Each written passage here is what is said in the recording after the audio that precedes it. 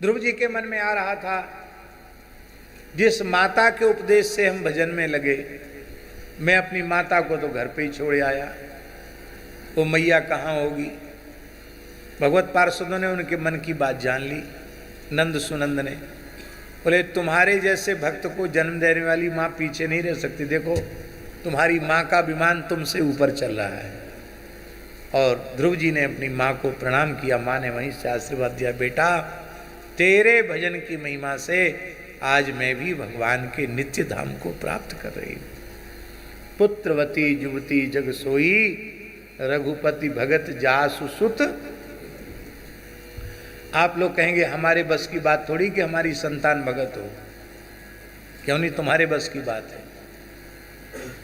अब मैया पेट में संतान है, बालक या बालिका जो भी है, जीव है, और मैया सिनेमा देख रही है, टीवी देख रही है, मोबाइल चला रही है।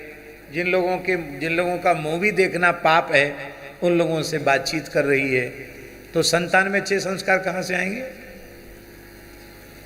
माताएं गर्भावस्था में अत्यंत सावधान हो जाएं, दिन में शयन न करें, सत्य भाषण करें, नित्य भगवन नाम संकीर्तन करें, श्रीमद् भगवद गीता, श्री रामचरितमानस, श्री भक्तमाल, विनय पत्रिका, इन पवित्र ग्रंथों को पढ़ें, नित्य सत्संग करें, तुलसी में जल चढ़ावें, सूर्य भगवान को नित्य अर्घ दें और प्रार्थना करें कि हमारा गर्भवत जीव बहुत तेजस्वी हो।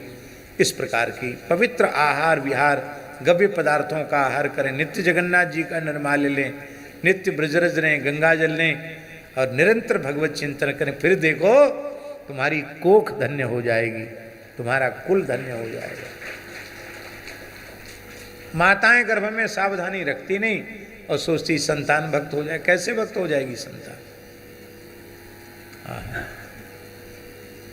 ये आपके अधिकार की चीज है। आप चाह के जो चाहें आप वैसी संतान आपकी बन सकती है। सीधे शब्दों में कहें महाराज जी, तो माताओं से यही कहना पड़ेगा कि आप सुनीति माता बन जाइए तो आपका पुत्र ध्रुव हो जाएगा। बोलो भक्तवत्सल भगवान की। हमारे शरीर की अवस्था 9 वर्ष की रही होगी। यज्ञोपवीत संस्कार हमारा हो चुका था 7 वर्ष की आयु में। अब 8-9 वर्ष के बच्चे को कितना ज्ञान होता है? ज़्यादा ज्ञान तो होता है। कहीं कोई रिश्तेदारी में बच्चे खा रहे थे तो हम भी खा रहे थे। उनके घर में प्याज बनता था रसोई में, शायद कहीं पड़ा भी होगा, साग में, दाल में, किसी में प्याज पड़ा होगा। हमारे शरीर की माता जी ने देख लिया हूँ भोजन करते हुए, एक थप्पड़ जमाई, बोले यहाँ घर की वस्तु कोई भगवान को भोग लगती नहीं, तुमने कैसे खाई? भले ही इसमें प्याज लहसुन ना हो, पर इनके बर्तनों में घर में प्याज लहसुन आता है, तुमने क्यों खाए? और उनसे भी लड़ पड़ी कि हमारे बालक को तुमने भोजन कैसे कराया? बोले सब खा रहे थे खिलाफ। बिल्कुल नहीं। हम कितना सावधानी से रखते हैं बच्चों के संस्कार बिगड़ने न पावे। हमसे बोले इसलिए तुमने जनेऊ कराया, जनेऊ बदलो।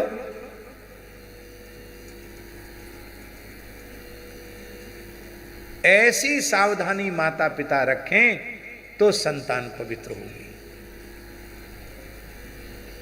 न गर्भ में सावधानी, न बचपन में सावधानी, न युवावस्था में सावधानी, फिर जब पूरे राक्षस हो जाते हैं तब कहते हैं महाराज दिन चढ़े तक सोता है, जो नहीं खाना चाहिए वो खाता है, जो नहीं पीना चाहिए वो पीता है, किसी को नहीं मानता, माँ नहीं मात पिता नहीं देवा, साधुन सन करवा वहीं सेवा, जिनके यह आचरण भवानी, ते जानो निश्चर संप्राणी। फिर कहते बाबा जी आशीर्वाद दे दो ठीक हो। कैसे ठीक हो जाए? बाबा जी के आशीर्वाद में इतनी ताकत है ही नहीं कि ठीक हो जाए, क्योंकि तुमने इतना कुसंग उसको दे दिया है, वो सुधर नहीं सकता। हंसाने के लिए नहीं कह रहे हैं। अभी एक सज्जन हमसे बोल रहे थे अत्यंत दुखी होकर के कि महाराज जी एक ही पुत्र को पढ़ने के लिए विदेश भेजा और हम बहुत अच्छे पवित्र संस्कार वाले, हमारे पिता पितामह बहुत पवित्र थे, पर एक ही पुत्र को पढ़ने के नाम पर विदेश भेजा। अब वह पूरी तरह से संस्कार भ्रष्ट हो चुका है। जो नहीं खाना चाहिए वो खाता है, जो नहीं पीना चाहिए वो पीता है, जो नहीं करना चाहिए वो करता है, और कभी कभार यहाँ आता है तो यहाँ भी उसके ऐसे ही आचरण रहते हैं। मैं बहुत दुखी रहता हूँ, मैं क्या करूँ? अरे भाई क्या करो, हमसे पूछते हो क्या करें? जाके प्रिय न राम बैदेही तजिए ताहि कोटि बैरी समझद्य परम स्नेही। समझ लो मेरा पुत्र ही नहीं, मैं पुत्रहीन हूँ, ऐसा समझ लो। आजकल तो पावर है, उसको अपने उत्तराधिकार से वंचित कर दो। अब पावर है कि नहीं, कानूनी हक है कि नहीं?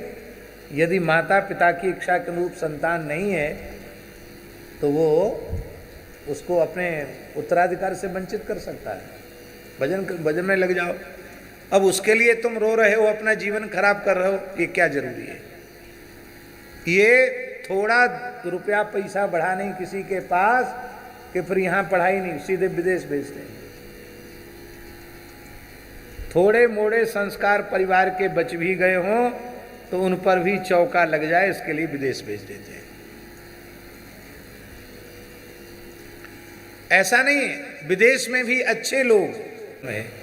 इसलिए भाई अपने परिवार के संस्कारों को संभालो, ये बहुत आवश्यक है। बोलो भक्तराज श्री ध्रुव जी महाराज की जय। जीवन में चाहे कितनी भी कठिनाइयाँ आए, भगवान का स्मरण कभी मत छोड़िए, यही सच्चा सहारा है। मिलते हैं अगली सत्यवाणी में, तब तक के लिए जय श्री राम। और अगर आपको ये वीडियो पसंद आया हो तो लाइक, शेयर, सब्सक्राइब ज़रूर करें। जय श्री राम।